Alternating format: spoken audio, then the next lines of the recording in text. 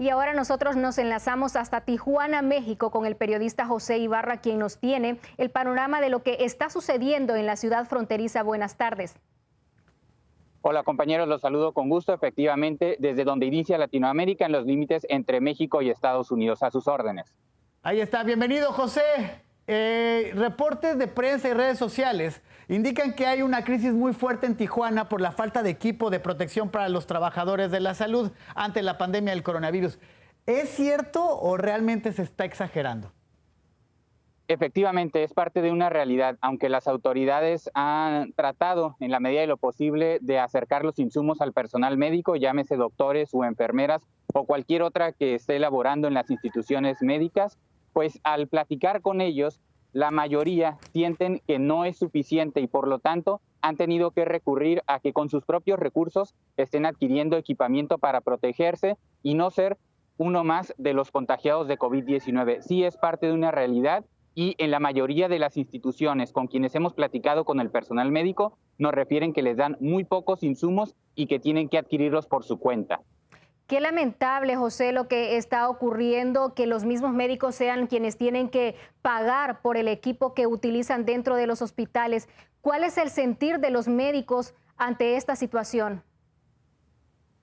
Bueno, pues en primera instancia nos habla de que es un sistema de salud deficiente, que no es nuevo, que tiene muchos años en nuestro país y que no se va a resolver de la noche a la mañana.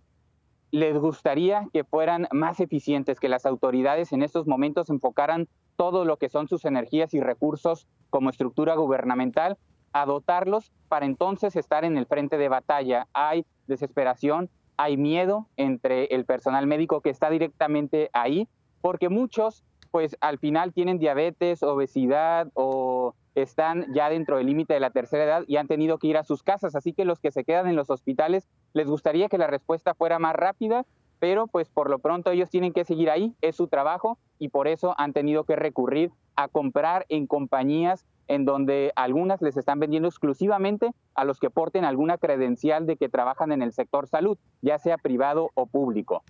Sí, es una verdadera desgracia lo que está pasando. José, a mí y a mucha gente nos ha llamado la atención que del lado americano hay reportados muchos casos de COVID-19 comparados con los que hay del lado mexicano. ¿Qué nos puedes decir acerca de esto? ¿Qué está pasando? ¿Cómo es este fenómeno? Bueno, les hemos preguntado a las autoridades. Ellos nos dicen que en primera instancia la emergencia del COVID llegó primero a Estados Unidos por la alta conexión que hay o que había con el continente europeo y asiático, que por eso llegó primero la emergencia a Estados Unidos y esa sería una primera explicación de las autoridades. Sin embargo, pues ya lo que hemos podido constatar tiene que ver, creo, más con la falta de pruebas en el territorio mexicano.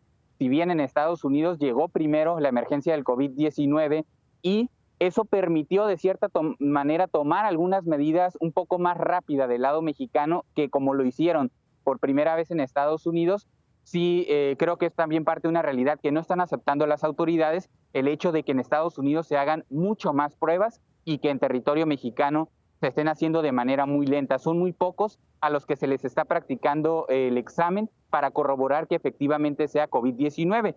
Y por ello, muchos de los enfermos en los hospitales son catalogados simplemente como una neumonía atípica. Para ti, ¿qué papel están jugando las autoridades mexicanas para mantener segura a su población y equipar a los hospitales ante esta emergencia?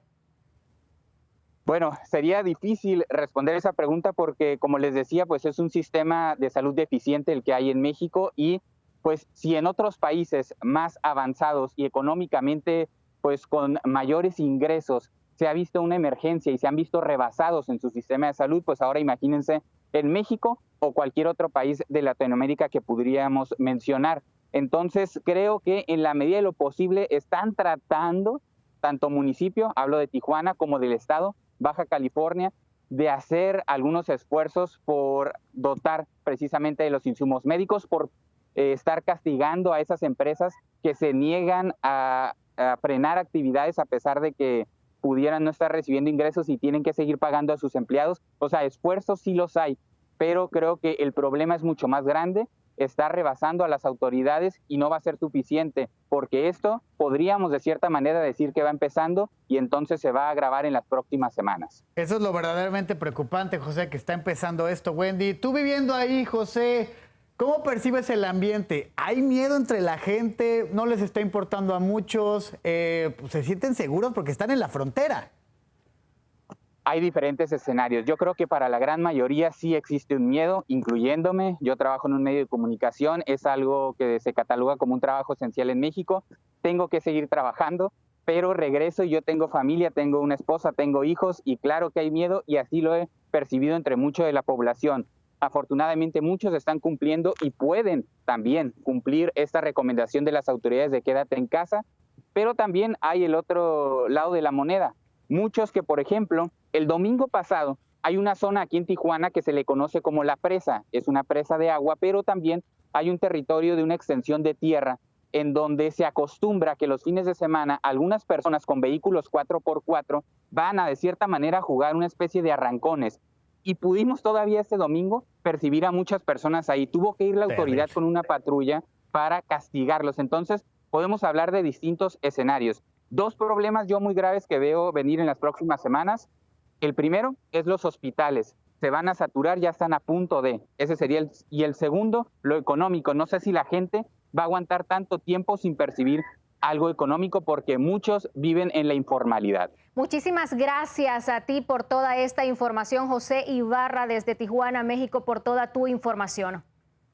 Cuídate Gracias mucho. a ustedes y contacto. Cuídate mucho, por favor, y a tu familia también. Y nosotros nos tenemos que ir a una pausa, pero no se muevan porque regresamos en este especial de Estrella TV, Coronavirus, la pandemia, con toda la información.